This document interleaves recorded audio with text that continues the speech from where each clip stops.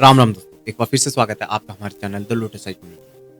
दोस्तों, कई बार हम सोचते हैं कि कुछ लोग सफल क्यों होते हैं और कुछ लोग असफल क्यों होते हैं। क्यों ऐसा होता है कि कुछ लोग तो जीवन में सफलता को ही प्राप्त करते हैं और कुछ लोग हमेशा असफलता को ही देखते हैं। दोस्तों, स्वामी विवेकानंद जी ने एक बहुत अच्छी बात बताई है कि सफल और असफल व्यक्ति में सिर्फ उसके पावर ऑफ कॉन्सेंट्रेशन का डिफरेंस होता है।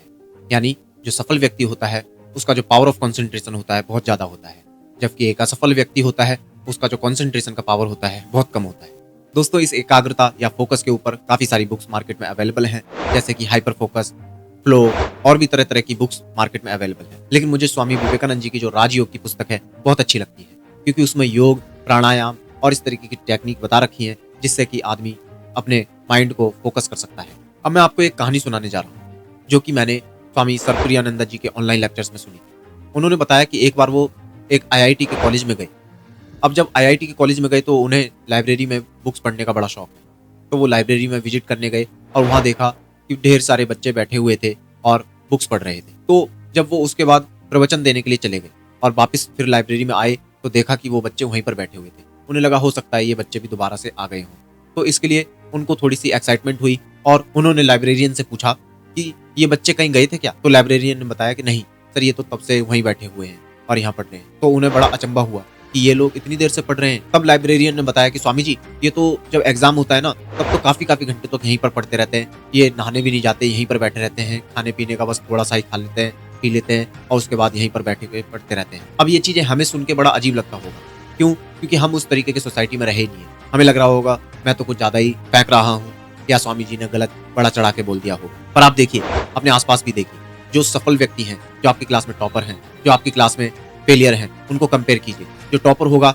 वो कई कई घंटों तक पढ़ता रहता होगा और जो फेलियर होगा वो इधर उधर मटर गश्ती में, बातचीत में ही अपना टाइम वेस्ट करता रहता है। और दोस्तों, इसके लिए मैं एक उदाहरण भी देना चाहूंगा। जैसे कि सूरज होता है, सूरज की रोशनी अगर आपके पास आ रही है और आप एक लेंस से उसको गुजारते हैं तो वो एक फोकस जब पॉइंट बन के आता है उसमें इतनी तेज ऊर्जा इकट्ठी हो जाती है कि वो किसी कागज को या किसी लकड़ी को भी जला सकता है। वहीं उस सूरज की रोशनी को अगर आप ऐसे डालने की कोशिश करेंगे तो कुछ नहीं होगा, वो वैसा का वैसा ही रहेगा। इसी प्रकार से हमारा मन भी बहुत पावरफुल है, पर क्योंकि हम 10 तरीके से उसको बांट के रखे रहते हैं, 10 तरीके के विचारों में उलझे रहते हैं, इसलिए वो काम नहीं कर पाता है।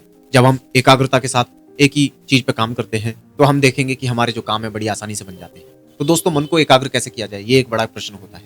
तो इसके लिए आप राजयोग की जो पुस्तक है उसको पढ़ सकते हैं, उसमें प्राणायाम की टेक्निक दी हुई है। इसके अलावा जो मुझे बेस्ट लगती है वो है विपस्सना की साधना, क्योंकि मैं एक बार 10 दिन के शिविर में गया था। वहाँ पे अपने सांसों पे ध्यान लगाते हैं तो मन बड़ा फोकस हो जाता है और इसके परिणाम क्या होते हैं, आपको अंदर से बहुत सारी ऊर्जा महसूस होती है, आपका मन प्रसन्न हो जाता है, आप शांत चित्त के हो जाते हैं। आप जो है छोटी छोटी बातों में इस तरीके से झल्लाते नहीं हैं, इस तरीके से खींचते नहीं हैं।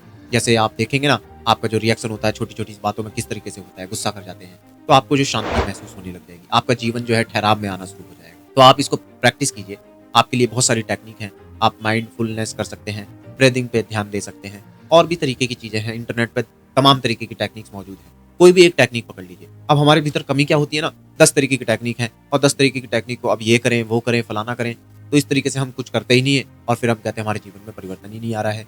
यदि आप कोई एक टेक्निक पकड़ लें, उसी पर काम करते रहें, तो आप देखेंगे धीरे धीरे बड़े सकारात्मक परिवर्तन आने शुरू हो जाएंगे। जिस प्रकार से एक कहावत है ना कि 2 नाव में सवारी नहीं करनी चाहिए, उसी प्रकार से दोस्तों हमें एक कोई टेक्निक पकड़ लेनी चाहिए, उस पर प्रैक्टिस करनी चाहिए, वर्क करना चाहिए और आप देखेंगे आपका जो मन है वो फोकस होना शुरू हो जाएगा। दोस्तों, उम्मीद करता हूँ आपको ये वीडियो पसंद आई होगी। अगर आपको ये वीडियो पसंद आई है तो इस वीडियो को लाइक कीजिए, साथ ही हमारे चैनल को भी सब्सक्राइब कर लीजिए और अपने दोस्तों के साथ भी इस वीडियो को शेयर कीजिए ताकि उन लोगों का भी फायदा हो। मिलते हैं अगली वीडियो में। राम राम।